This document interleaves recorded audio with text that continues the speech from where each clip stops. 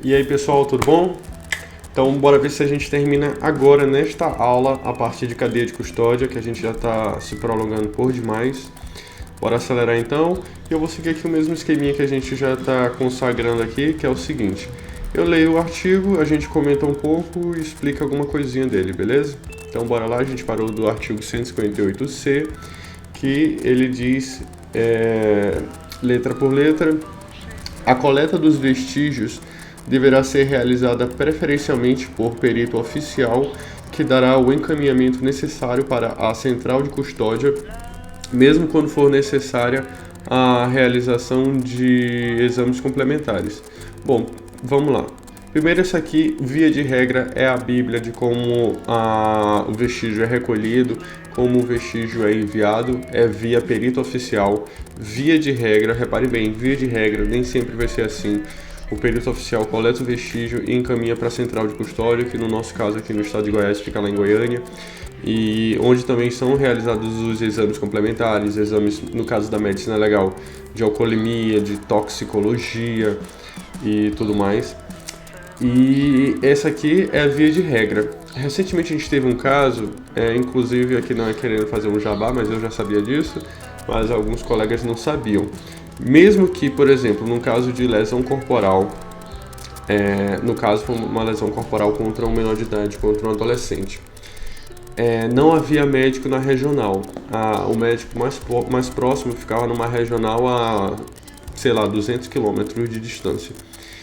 E aí perguntavam se o médico do postinho de saúde, atendendo aquele caso ali, e se ele viesse a solicitar algum exame para a polícia científica, se isso se manteria e tudo mais. Tipo assim, se manteria, que eu quero dizer, a cadeia de custódia. É o mesmo caso de qualquer exame... Nossa, sempre esqueço droga no meu celular, mil perdões.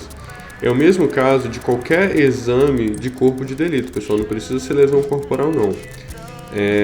Prática sexual delitiva também. Prática sexual delitiva se encaixa até melhor, porque é um tipo de exame que necessariamente se colhe a amostra.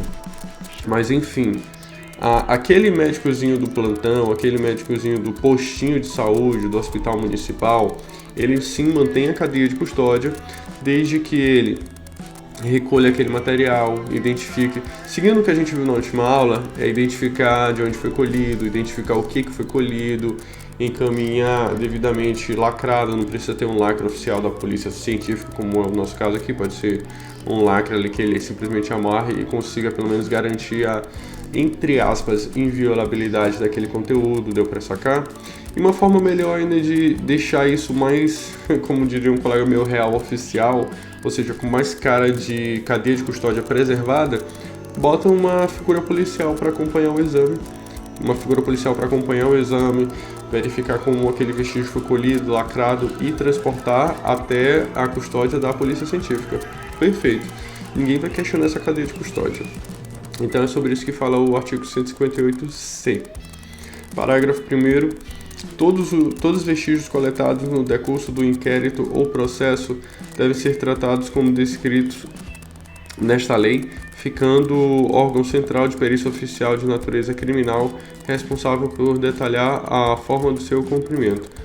Isso aqui é o parágrafo para dizer que a lei deve ser seguida e que fica a cargo então aqui do nosso órgão lá em Goiânia, né, do Instituto de Perícias Criminais, o Instituto de Criminologia, na verdade, né, de perícias, Instituto de Criminologia, porque a gente tem dois institutos em Goiânia, de Medicina Legal e de Criminologia.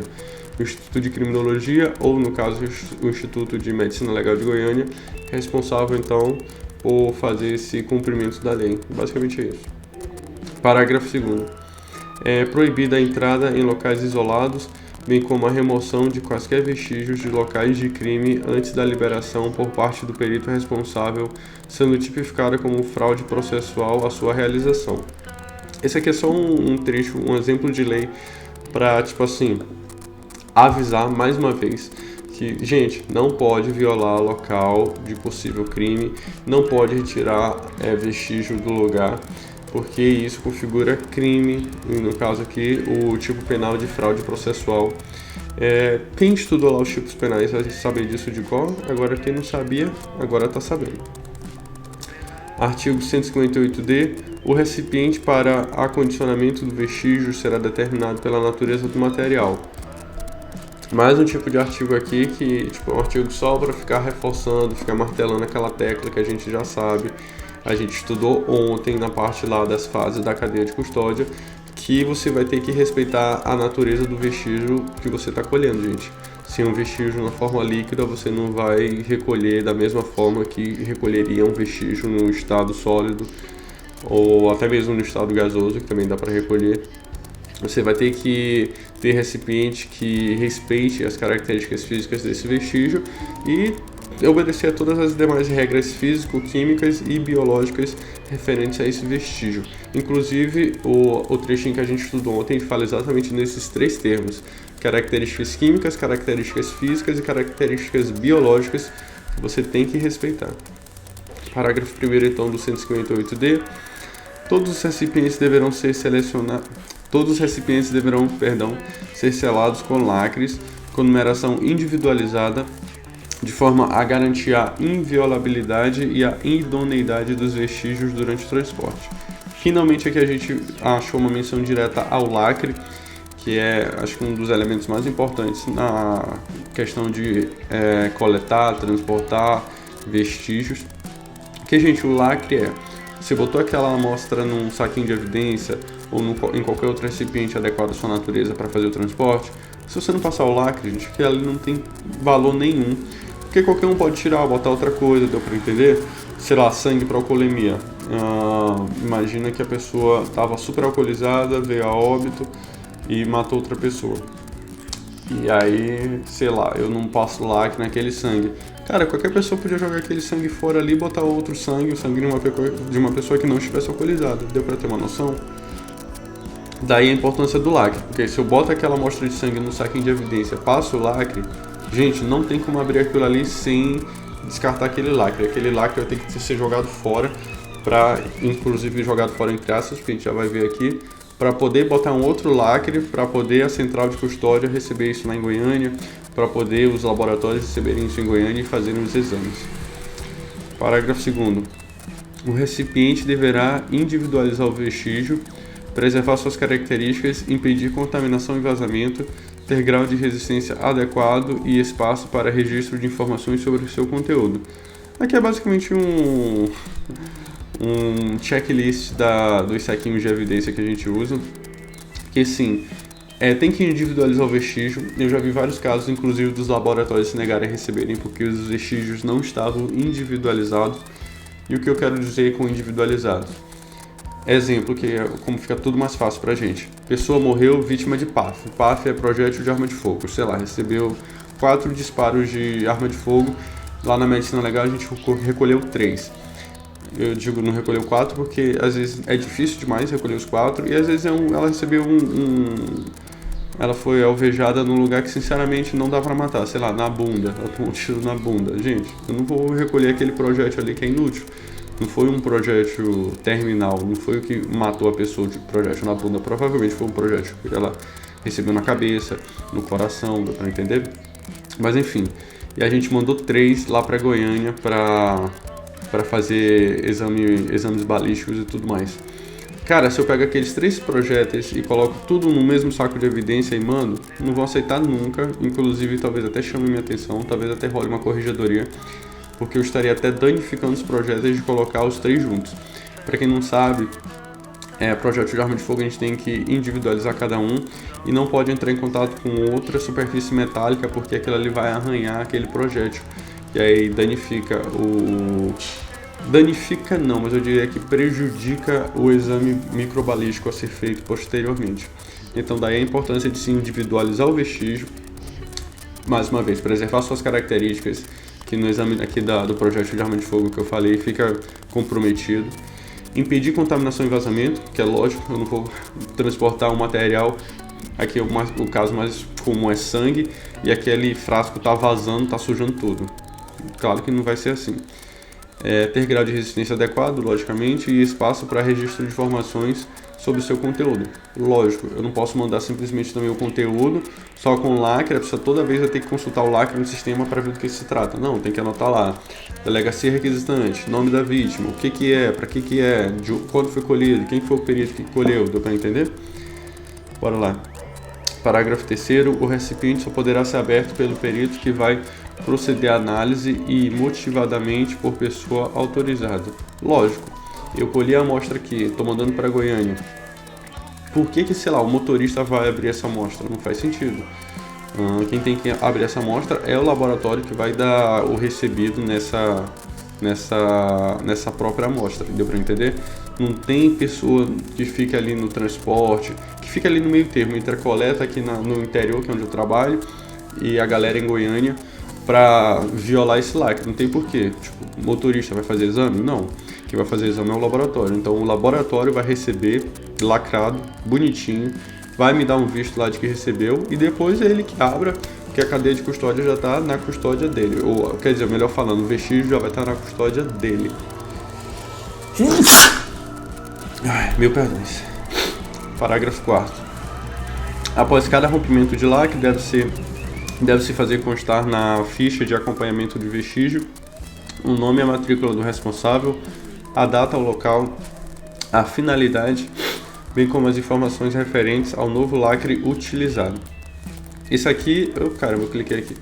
Isso aqui é simplesmente o exemplo que contraponta o parágrafo anterior, que fala, beleza, não é para abrir, mas se abrir, você tem que fazer constar para que abriu, quem abriu, quando, como, onde, entendeu? Porque, gente, isso aqui é cadeia de custódia, tem que ser tudo detalhadinho, tudo bonitinho, saber por quais mãos passou, deu para ter uma noção mais ou menos. Aqui só um caso, lá em Lusiânia, onde eu estava tirando plantões recentemente, eles têm bonitinho uma ficha que eles anotam. Se for romper um vestígio, tem que anotar quem que está abrindo aquilo ali, para que está abrindo, quando está abrindo e acho que é isso. E botar depois o lacre novo, né? O novo lacre. Que aí a gente já vai ter ali, ó, teve um ponto bem aqui na cadeia de custódia em que esse funcionário violou o lacre. Para que ele violou? Bora descobrir. Parágrafo 5º. O lacre rompido deverá ser acondicionado no interior do novo recipiente. Cara, isso aqui eu faço minha culpa, eu nem sabia desse trecho legal, eu nunca fiz isso, até porque na verdade acho que eu rompi um lacre até hoje, mas aí tipo, quando eu rompi o lacre, eu comunicava ao médico e o médico, ele mesmo, porque primeiro estava na cadeia de custódia do médico, né, nunca ficou na minha, que eu sempre passava direto pro médico. Ele dizendo, de boa, só me passa o número do lacre novo. Agora, depois que passou da colheita desse vestígio, que já está no transporte, aí é essencial fazer isso. Como eu tô aqui na ponta, eu tô colhendo vestígio, beleza, eu posso simplesmente trocar os lacres antes que esse lacre venha a ser registrado no sistema. Porque tenha em mente isso, o lacre está registrado no sistema, aquele lacre vai ficar, não dá para mudar. Você vai ter que fazer alterações daquele lacre e informar por que está sendo alterado. Ah, está sendo alterado porque eu errei como se fecha o saquinho de evidência. Beleza, mas você tem que registrar, não tem problema você errar como se fecha o saquinho. Mas tem que registrar, você não pode deixar isso aí na calada, na surdina. Aqui pra mim, por que eu posso mudar o lacre à vontade? Porque eu tô colhendo. Colhi o sangue, botei no saquinho de evidência. Ah, eu vou botar esse lacre aqui 047552.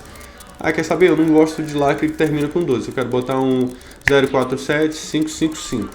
Beleza, eu posso fazer. Ainda tá na minha cadeia de custódia ali mesmo. Então, tá acabado. E a gente tá terminando.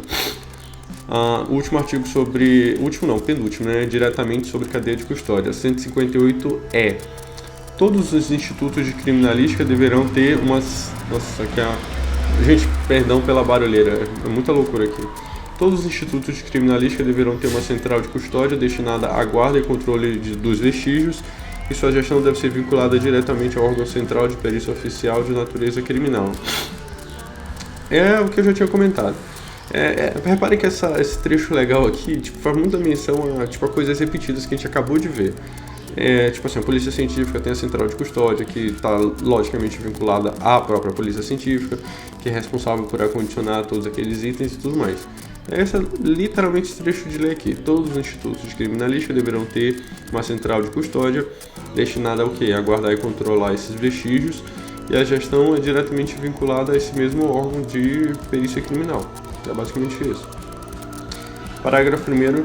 Toda central de custódia deve possuir serviços de protocolo, com local para conferência, recepção, devolução de materiais e documentos, possibilitando a seleção, a classificação e a distribuição de materiais, devendo ser um espaço seguro e apresentar condições ambientais que não interfiram nas características do vestígio. Aqui é basicamente o protocolo de cada laboratório. Cada laboratório vai ter um servidor ali para receber os vestígios que você está mandando, fazer a conferência, fazer o checklist, te dar um recebido, dizer, não, beleza, eu recebi, está em conformidade. Não, esse aqui eu não vou receber porque não está em conformidade, está faltando isso ou aquilo. É isso, gente. E, logicamente, depois que é feita esse recebimento, acondicionar aqueles vestígios da forma adequada. Só um parênteses, tem uma geladeira lá em Goiânia, foi a única vez na minha vida que eu peguei menos 10 graus Celsius. Quando o cara abriu aquilo ali, sabe quando gela sua alma instantaneamente, cara? Vê aquela fumacinha lá e gelou tudo. Puta que pariu, que lugarzinho frio. Mas enfim, só um parênteses.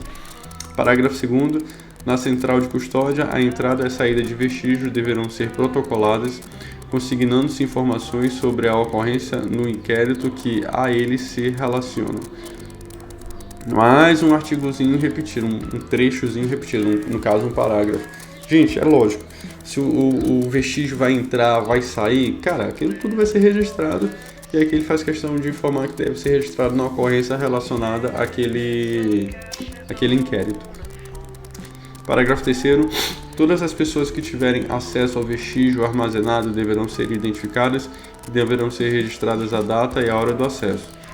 Mais um trecho repetido.